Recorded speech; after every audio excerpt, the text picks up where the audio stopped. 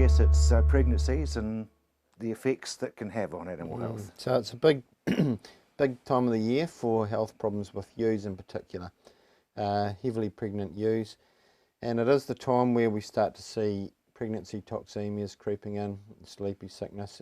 As I've said on the program before, very, very difficult condition to effectively treat and much, much easier to prevent the problem happening in the first place.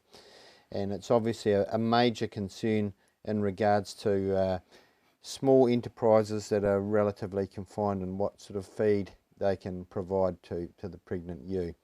And that should have been sort of budgeted for and a plan come up with feeding well before now. But I guess it is the time to make sure that you're not going to get caught short. And I guess the end result, the crux of the matter is getting your hand on the ewes and seeing what sort of condition they're in and making sure that they're maintaining body condition, and by inference making sure there's enough energy getting to the babies. I was just going to say that throwing a bale of hay over the fence is not necessarily... No, it's not.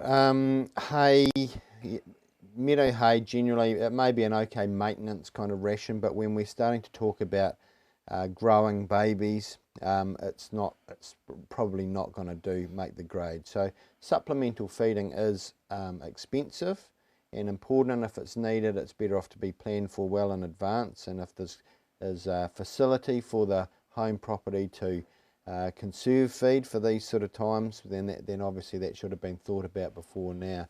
But the result is that the ewes going to make sure that those babies growing inside her are fed in expense to herself, and so that's where the whole problem arises.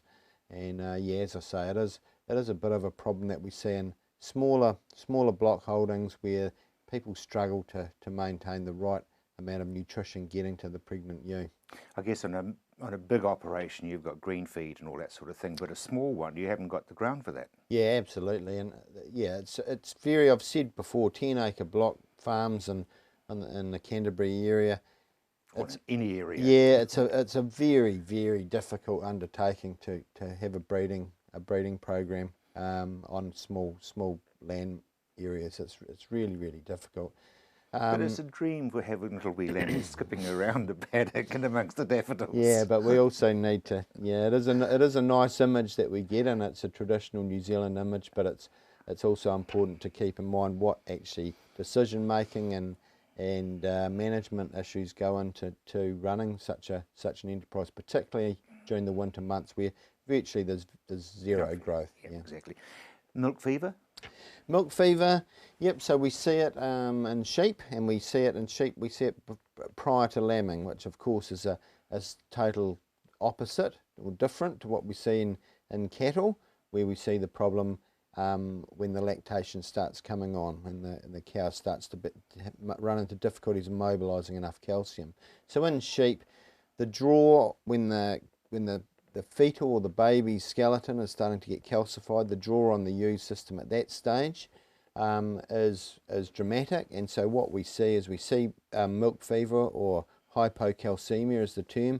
We see this condition in ewes later in pregnancy, and we just get weak, floppy ewes on the ground, and a typical metabolic ewe would call it, and it's it can be difficult on occasion to work out whether that is due to pregnancy toxemia or milk fever. I guess on the whole, milk fever ewes tend to be in better condition, and it can creep up in quite well fed ewes as well.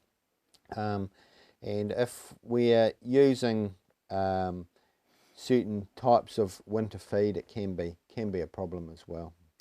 And then we go on to abortions. It's a pretty tough old time of the year, isn't it? It is, and abortions is a biggie. And particularly in recent years, we've had Salmonella Brandenburg rear its head.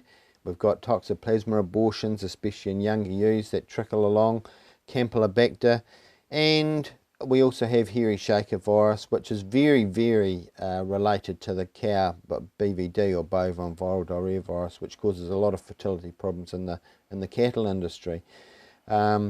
So yeah, a number of organisms that can cause these problems. A lot of them preventable with vaccine, and really important to have a good handle on the history of a property, what's happening with your neighbours. A lot of these infectious diseases are easily spread, and it's easier to invoke protective mechanisms if you know you're in the hot zone.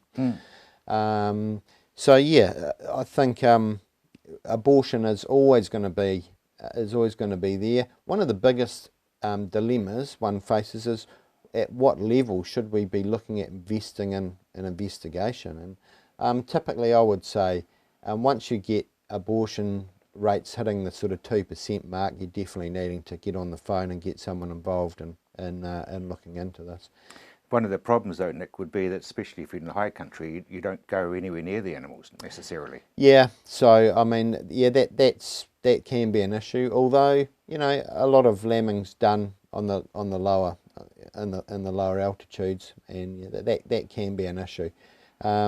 Scanning is an important thing to talk about at the moment when we've been talking about feed acquisition and feed requisition to different stock classes, and so preferentially feeding multi-parous ewes, for instance, triplet and twin-bearing ewes on top of singleton ewes is going to be important, as we'll make sure that the feed's going to where it needs to get. That takes us back to the start of our conversation, doesn't it? Keeping that nutrients up to them. Yeah, so as you said, it's a very, very busy, very technical time of the year, and a lot can go wrong, and it's working out where to go for information, where the line's drawn when you need help. And I think another thing, timely thing to just prick the brain on is just look after yourself as well. So if we're dealing with abortions and things in particular, personal hygiene is really, really important.